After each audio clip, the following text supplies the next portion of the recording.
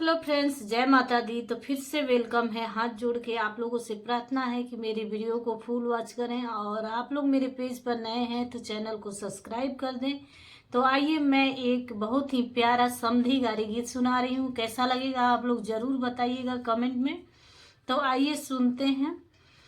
समधी धीरे धीरे पावन ढारी, समधी धीरे धीरे पावन ढारी, राउर सुटावा धूमिल होई जाई, राउर सुटावा धूमिल होई जाई, हमारे धोबिया राउर बहनोई, हमारे धोबिया राउर बहनोई,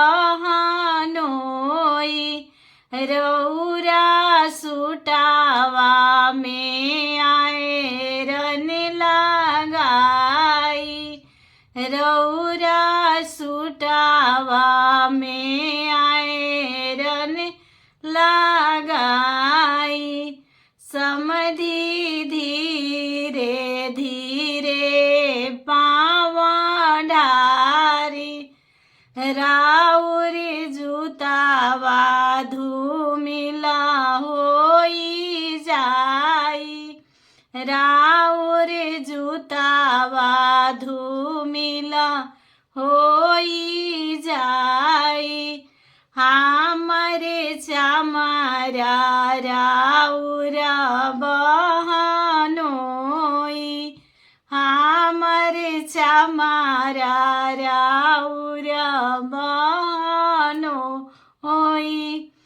रौरा जुतावा में पॉलिश लगाई, रौरा जुतावा में पॉलिश लगाई, समधी धीरे धीरे पावन ढारी, राउर ही पिया धूमिल होई जाई, राउर ही पिया धूमिल होई जाई,